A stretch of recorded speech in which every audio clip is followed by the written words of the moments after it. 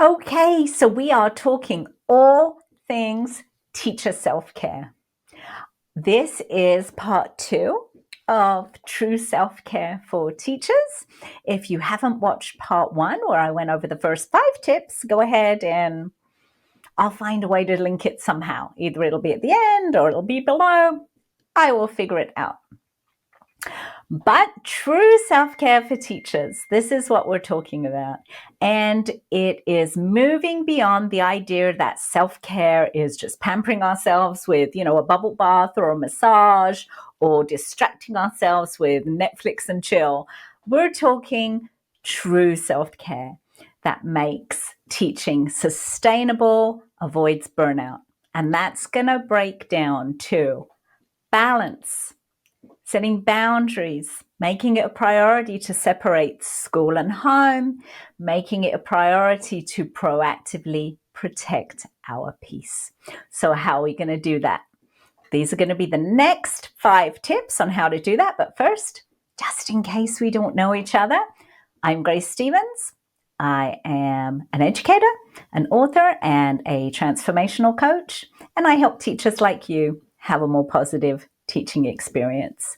I spent 20 years in the classroom, and I recently left with only one idea in mind, and that was to fulfill my passion to help teachers stay in teaching and have fun while they're there. So we are going to get right to it, but I'm going to ask you one question first. Have you completed the quiz? Look below. There is a free quiz on setting boundaries and balance in your teacher life and seeing where are the blind spots and what you can do about them. It's free. It'll help you out immensely. And that's it. Take the quiz, but not before you listen to these next 5 tips. So tips 1 through 5, the other video, tips 6 through 10 here. All right, so tip 6, have a closing ritual. What's that about? All right, so instead of looking at your watch and realizing you're late to get your kids to soccer or do whatever you have to do and just running out the door with everything churning in your mind, all the things you need to do, develop a closing ritual. Now, you may know that I am big on NLP, Neuro Linguistic Programming. I like to say I studied it for 2 decades so that you don't have to. I take all that knowledge and make it into little tiny habits. And having a closing ritual is a really good habit. It helps us cognitively separate from work. So let me give you an example. I have a secret tool. You're going to be impressed. Oh, off camera. Stick notes before I go home. I look at the top 3 things that I need to do in the morning and I write them on a big bright stick note, put it on my laptop, put it on my planner somewhere so that when I go home and I start thinking, oh, the things I need to do tomorrow, stop. They're on that stick note. When I get to work tomorrow, I'm going to get straight to it. So that's number 1. Number 2, in part of the closing ritual is, and this really is the magic part, you don't need a tool for this. I do have one. I have a positive mindset journal for teachers. It's beautiful. It's a lovely keepsake for the whole year. Has scientifically validated little habits. You don't need it to do this. You could grab another stick note. You could look below. I believe there's a link to a 6-week free digital version of it. In any event, here's what you're going to do as part of the closing ritual. You're going to have your 3 things you're going to do tomorrow, and you're going to think about the 3 best parts of your day. Right, left to its own devices, we know the brain is very negatively focused, which,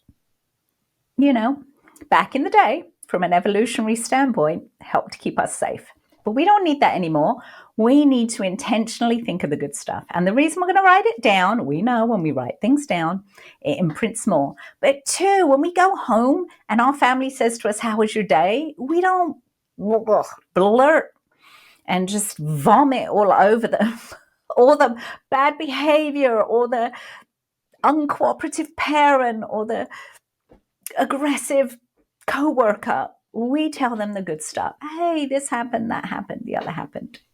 Beautiful way to close out your day. All right, so that was number 6. Have a closing ritual, and there were 2 parts to that. Number 7, proactively manage expectations. How are you going to do that? Here's the quickest, easiest way. All of us, I'm sure, regardless of the grade, have some kind of parent communication app. I use Class Dojo. There are all kinds. But on there, there's the ability to send a quick video. So first off, I make it mandatory that all parents are on that app. It's on their phone. Most parents have one.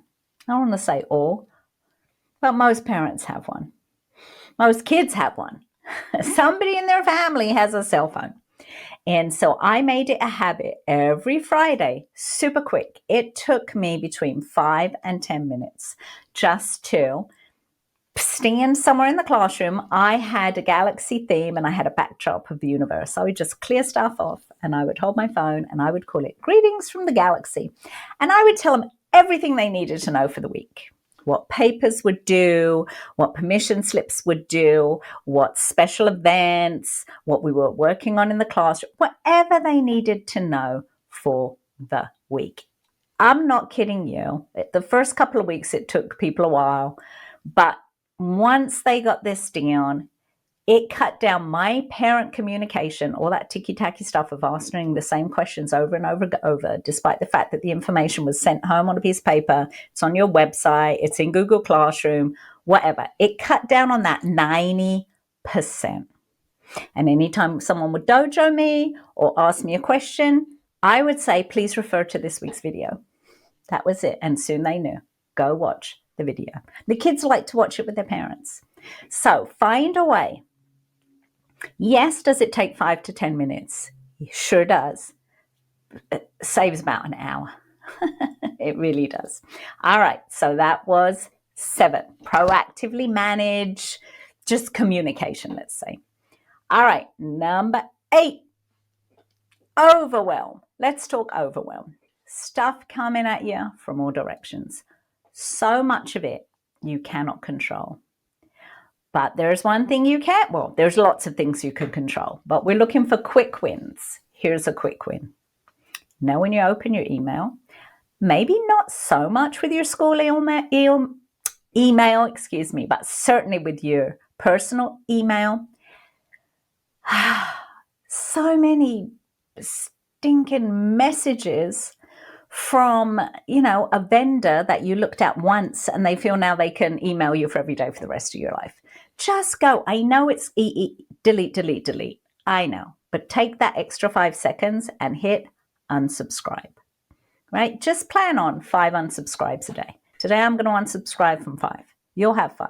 Don't unsubscribe from me. If you're on my mailing list, I don't email you every day. I'm a once a week kind of girl, and it's helpful. Usually, maybe once in a while. Hey, did you know I sell stuff? But for the most part, it's free content. But if you unsubscribe 5 a day, it's 25 in a week. You'll have cleaned up the whole thing. So do that. It'll make you feel good. Next, we're up to 9. Get a piece of paper. This one, it's going to take a little bit of time. It's going to be so worth it, and you're going to love it. Maybe on your lunch break. Think about all the students that you know for sure you've made a positive impact for. It is so overwhelming to think day in, day out, dysregulated behavior, students who need more help than you can possibly give them, students who you're trying to get into the counselor, you're trying to get into interventions. And it's one of the worst things about being a teacher, right? Is like you care so much and there just aren't the resources to help every student in the way that you know they need to be helped. And we feel personally responsible for that. And it's horrible because it's not our fault that there aren't all the resources that these kids need. And it's not our fault that they come to us so needy and we want to fix it all. And we can't fix everything for every child. We really can't. But sometimes we get so burnt out and overwhelmed thinking of all the kids who we feel in our mind we have failed, which we really haven't. If we've been a positive influence every day and a smile and a safe place for them, we haven't failed them. But just get that piece of paper and write down every single student that you know over the years you have made a positive impact for, and keep a running list somewhere.